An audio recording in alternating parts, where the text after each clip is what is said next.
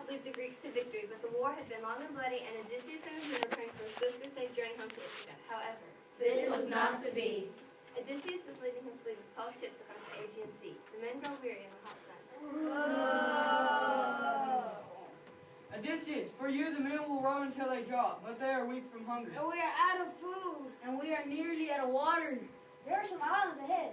Look at the small one. It appears inhabited. But isn't that too close to the island of the Cyclops? They say the Cyclops are giants that enjoy the taste of human flesh, that they're more powerful than the gods. More powerful than Zeus? I think not. But we'll keep to the smaller island. I suppose it's either that or we starve to death. Odysseus leads his men to the beach. The island is fertile and wooded. There are wild grapes and many goats. Hundreds of goats. Goats everywhere. The men restock their ships and prepare a great feast on the beach. As they eat, they look toward the island of Cyclops with curiosity And fear. The next morning, Odysseus calls a council. I want to visit the Cyclops. But they are said to be monsters. I shall see for myself. Let the bravest among you join me in exploring your land.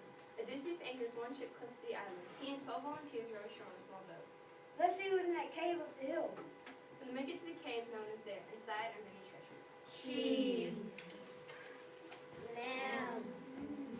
Wheat and milk. We should take this food to our ship. Yes. Think how much better our trip home would be. That's right. No, I want to meet the Cyclops with you. Maybe he'll give these things to us as gifts. Yay. Come on. Grumbling, the men help themselves to cheese while waiting for the Cyclops to return. After a while, the ground begins to shake. What is happening?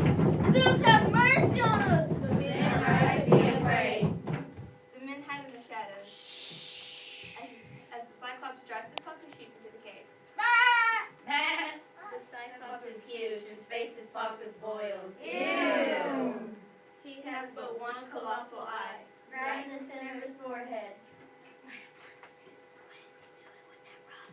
He's sailing off a cave up there. It'll take a legion to move that water. How will we get out? The monster's eye blinks with surprise. Hello? Hello? Who is there? Odysseus steps forward. Hello, we're weary travelers on our way home. We humbly ask for your hospitality and may fear the wrath of Zeus if you treat us in kindness. Fool! Ha ha ha! You know nothing of this island. I am Polyphemus, son of Poseidon, god of the sea. I do not care about Zeus. We Cyclops are much stronger than he. The monster stares at Odysseus with his one colossal eye. Where is your ship? It was destroyed. We barely escaped the jaws of death. Suddenly, the Cyclops grabs two men and tosses them into his mouth. No! 2 arms, drive your sword into him. Wait, he's the only one who can move that stone. If we kill him, we'll be trapped. The Cyclops slurps down some milk, stretches out, and falls asleep. The men weep. Odysseus plots.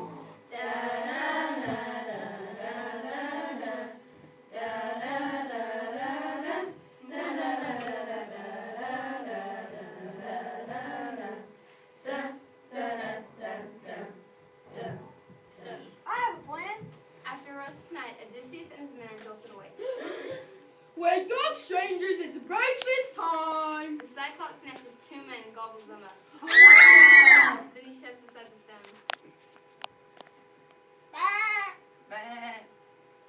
Shoo, sheep. Time to go to pasture. Maybe we can make a run for it. Not really. Polyphemus quickly replaces the stone. The giant son. What now? I have a plan. Odysseus has a plan. Yay! Later, Polyphemus returns with his flock. He seals the cave and eats 2 more men. You see, human, Zeus led you to me that I may pick my teeth with your bones. Ha ha ha! Enough, Cyclops. That's 6 of my men you devoured. How could he treat your visitors this way? And you think I brought you a drink offering? A drink offering? Yes, nectar of the gods. Here, I give it to you so you might have mercy on us and let us go. Polyphemus takes the cup of wine and drinks. That's delicious. I like you, small one. Tell me your name and I will give you a present. But first, give me more of this drink. 3 times Odysseus fills the cup. 3 times the Cyclops drinks. 3 times. Yes, 3 times. Cyclops, you asked my name. My name is Nobody. Now give me the present you promised. Oh, this is the present I have for you, nobody. I will eat your men first, and I will save you for last. The Cyclops falls over and begins to snore. His peaceful slumber will not last. Earlier, Odysseus and his men had carved the tip of the log into a point and hidden it in the shadows. Retrieve the log and heat the point to fire. When the timber is glowing, the men hoist it on their shoulders. We must stand until all night. On my count. 1, 2, 3. Oh! The ugly eye sputters and hisses. The boiling blood bubbles. The hair singes and crackles. Oh, my eye! What have you done? I'm blind! I'm blind! Hearing his yells, a few Cyclops gather outside the cave. What's wrong, Polyphemus? Why are you making such a racket? Did somebody do you harm? Ah! Nobody has binded me. Nobody's trying to kill me. If nobody's hurting you, then be quiet so we can get some sleep. The other Cyclops leave. In the morning, Polyphemus gropes about until he finds the stone. He pushes it away and sits in the doorway. Now what? How will we get past him? I have a plan. Odysseus has another plan. Yay! As the sheep pass, Polyphemus fills their backs to make sure none of the men are escaping. What he doesn't know. What he couldn't guess. Is that the men are clinging to the sheep's bellies. Odysseus rides out last under the largest ram. Polyphemus stops it and strokes its back. My good ram, why are you the last to leave my cave today? Is it because you know your master has lost his eye?